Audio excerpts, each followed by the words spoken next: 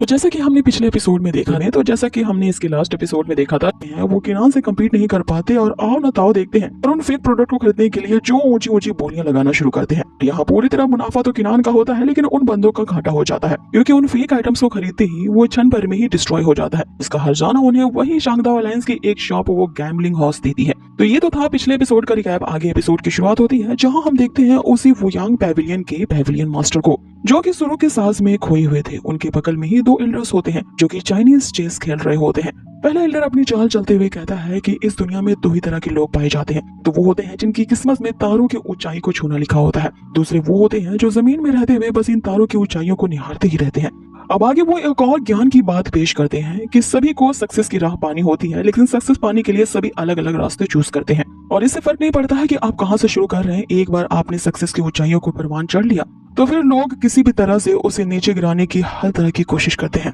लेकिन ऊंचाई पर चढ़ने की राह इतनी भी आसान नहीं होती। जिसमें दूसरा एल्डर एक और ज्ञान की बात पेश करता है कि जिस तरह से एक रिवर में बहुत सारी मछलियां होते हैं, लेकिन लोग जो होते हैं वो एक ही मछली के ऊपर पड़ जाते हैं, लेकिन अगर वो नजरें अपने आगे फेरेंगे तब उन्हें पता चलेगा कि इस रिवर से भी ज्यादा बड़ा गुना एक समुद्र होता है और वहाँ पे मौकों की कमी नहीं है। अब जैसे वो ये कहते हुए अपनी चाल चलते हैं, दूसरा एल्डर यहाँ पे कहने लगता है कि तुमने गलत चाल चली है, मेरा ध्यान नहीं था, मैं तो यहाँ डिस्ट्रैक्ट हो गया था, इसीलिए अपनी चाल वापस लो। अब इनका यहाँ एपिसोड को टाइम पास करने वाला सीन खत्म होता है और उस पैविलियन मास्टर से दो और एल्डर्स मिलने आते हैं। ये वही एल्डर्स होते हैं जिन्होंने किनान का उस वुयांग पैविलियन में टेस्ट लिया था। आगे वो आते ही यहाँ पैविलियन मास्टर को एक सूचना देते हैं कि किनान अब होली लैंड में पहुंच चुका है, जिससे हमें पता चलता है कि इस वुयांग पैविलियन के ये जो सारे मास्टर हैं, इन सब की नजरें भी किनान की हर एक हरकत पे है कि वो क्या कर रहा है, कहाँ जाता है और कैसे क्या करता है। आगे वो एल्डर्स उसे बताते हैं कि लेकिन शांगदाओ अलायंस वाले जो है वो किनान को काफी ज्यादा परेशान कर रहे हैं, तो क्या हमें इस वक्त किनान की मदद करनी चाहिए। जिसपे पैविलियन मास्टर उनसे कहता है कि अभी वो शांगदाओ अलायंस वाले हमारे लिए कोई खतरा नहीं है,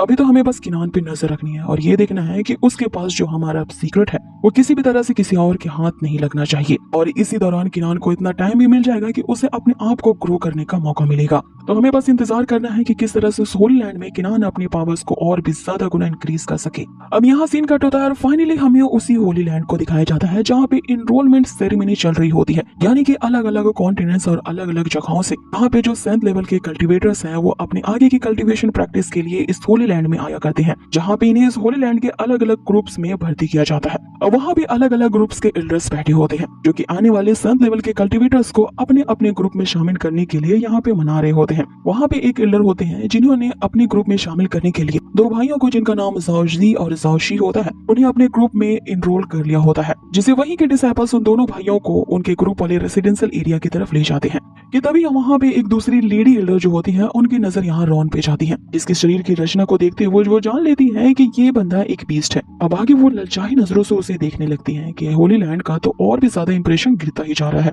इस होली लैंड ने ना जाने अब किस तरह के अजीब से बंदों को इनरोल करना शुरू कर दिया है, कोई भी यहाँ पे मुंह उठा के आजकल चला आता है। रॉन को यहाँ पे समझ में आ जाता है कि उस लड़की की तीखी नजरें बस उसे ही देख रही हैं। इस बात से वो सन रह जाता है और जिस लड़की से वो बात कर रहा होता है उसे बाद में मिलने के लिए कहता है, क्योंकि अब यहाँ पे किनान आ चुका था। अब उस लंबी जर्नी के बाद किनान यहाँ बहुत ही थका मांदा उसे बोट से उतरता है, क्योंकि उबासी लेते हुए ही आगे बढ़ रहा होता है। जैसे ही म्याओ म्याओ यहाँ किनान को देखती है वो अपनी तरफ उसे आने का इशारा करती है। बेस इनरोलमेंट सेरेमनी में भाग लेने के लिए सामा भी आया था अपना वेश बदलते हुए, वो भी यहाँ पे किनान के ही आने का इंतजार कर रहा होता है। जैसे ही वो किनान का नाम सुनता है वो भी उसकी तरफ चल पड़ता है। तभी वहाँ पे हमारी उसी विलेन की एंट्री होती है जो कि उसी शांगदाओ अलायंस की बुढ़िया के साथ हमेशा रहती है, और आज इसने अपना मार्क्स सुधार दिया होता है। और यहाँ पे इसकी आने की वजह हमें दिखाई देती है, किस तरह से उस गैम्बलिंग हाउस के मोटे बंदे के मुंह से अचानक से ये निकल गया था। किनान भी अपनी आगे की कल्टीवेशन की प्रैक्टिस करने के लिए उसे खुद होली लैंड वालों ने इन्वाइट किया है और वो वहीं जा रहा है और इस बात को सीक्रेट रखना है, लेकिन वो मोटा बंदा अचानक फ्लो में ये बात कह जाता है।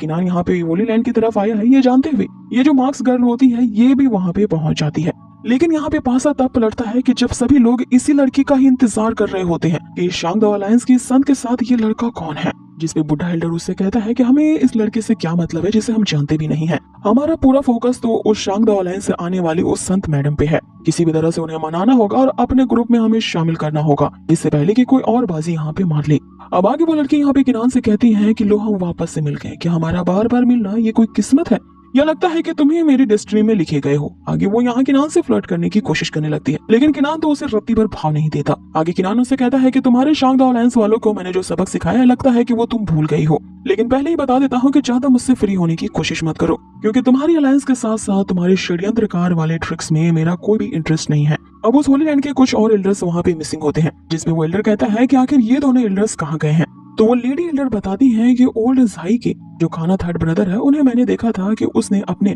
सेकंड ब्रदर को कहीं जल्दी जल्दी ले गया है, और शिप से उतरते ही वे दोनों किस ओर गए हैं इसके बारे में मुझे नहीं पता, मैंने बस उन्हें शिप से उतरते हुए देखा था। अब आगे हमें इन्हीं दो एल्डर्स को दिखाया जाता है जो कि किनान से पहले ही मिल चुके हैं, और इन्हीं दोनों ने ही किनान को होली लैंड में आने का टोकन दिया था। इसमें जो काना ब्रदर होता है वो थर्ड ब्रदर होता है, जिससे सेकंड ब्रदर पूछता है कि आखिर आप मुझे इतनी जल्दी जल्दी कहाँ पे ले जा रहे हो। तो थर्ड ब्रदर से कहता है कि तुम बहुत सवाल करते हो, हमें जल्द से जल्द अपने गुरु से मिलना है क्योंकि उनकी तबीयत ठीक नहीं है, इसीलिए हमें जल्द से जल्द वहाँ जाने की कोशिश करनी चाहिए। अब इतना सुनते ही वो जो सेकंड ब्रदर होता है वो अपनी रफ्तार तेज कर लेता है और अपने भाई के कहे अनुसार उसके पीछे तेजी से उड़ पड़ता है। अब आगे यहाँ सीन चेंज होता है और वापस से हमें उसी इनरोलमेंट सेरेमनी को दिखाया जाता है, जहाँ पे वो जो लड़की होती है वो फाइनली अपना यहाँ पे परिचय देती है। वो कहती है कि उसका नाम बिलान है और वो होली लैंड पे आई है यहाँ पे अपने कल्टीवेशन की आगे की प्रैक्टिस करने के लिए। अब उसका इंट्रोडक्शन पूरा होती है यहाँ पे सबसे पहले वो जो लेडी एल्डर होती है वो खड़ी होती है और अपने सुजाकू होली लैंड के बारे में बताने लगती है कि अगर तुम मेरे सुजाकू होली लैंड में आने का फैसला करती हो तो तुम्हें संत लेवल की ट्रीटमेंट के साथ साथ ऐसा स्टेटस दिया जाएगा जो कि यहाँ के विंड लॉर्ड को दिया जाता है,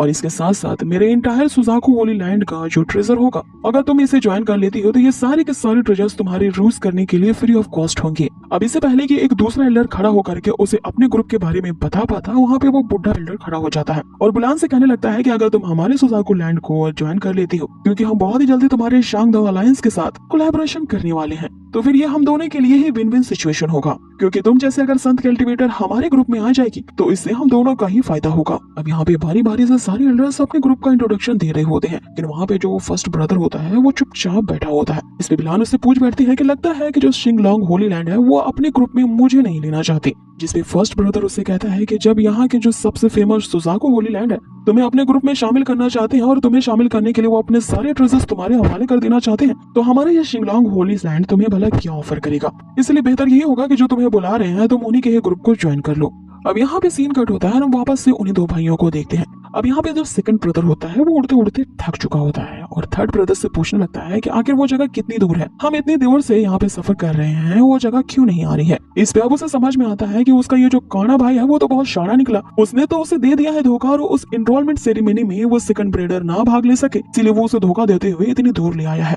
आगे वो इसकी वजह उससे पूछता है तो वो काना उससे बताता है कि उस हाई लेवल कल्टीवेटर किनान के लिए बेहतर यही होगा कि वो हमारे शिंगलोंग ग्रुप को ही ज्वाइन करे, क्योंकि शिंगलोंग होली लैंड ही उस किनान के लिए काफी ज्यादा सुचेबल है। इस पे वो सेकंड ब्रदर उससे कहता है कि अपनी बकवास बंद करो, तुम ये डिसाइड करने वाले कौन होते हैं कि किनान कौन सा लैंड को ज्वाइन करेगा। मैं खुद वहां जा रहा हूँ और ये देखूंगा कि किनान जो है वो हमारे सुजाकू होली लैंड को ही ज्वाइन करे। इसमें जो काना होता है जिसने अपनी आंखें सारी टाइम बंद रखी होती है, अब वो अपनी ट्रिक आजमाता है। पहली बार उसने अपनी आंखें खोली होती है और अपने सेकंड ब्रदर को ही वो आगे जाने से रोक देता है। एक स्पिरिचुअल बंधन से वो अपने सेकंड ब्रदर को ही बांध डालता है ताकि वो इस एनरोलमेंट सेरेमनी में जा ही ना पाए। अब अगले सीन में वापस से हमें उसी होली लैंड को दिखाया जाता है, जहाँ पे वो जो बिलान होती है वो फर्स्ट एल्डर के जवाब से काफी ज्यादा शॉक हो जाती है, क्योंकि उनका कहना होता है कि हमारी इस शिंगलोंग होली लैंड में तुम जैसे ट्रिक करने वाले लोगों के लिए कोई जगह नहीं है। इस बात से खिंचते हुए जो बिलान जो होती है वो सुजाकू ग्रुप की तरफ बढ़ने लगती है और किनान से कहती है कि क्या तुम भी मेरे साथ उस सुजाकू होली लैंड को ज्वाइन करना चाहोगे। लेकिन जैसे ही किनान उसकी तरफ देखता है वो तो जैसे यहाँ मंत्र मुक्त हो जाता है।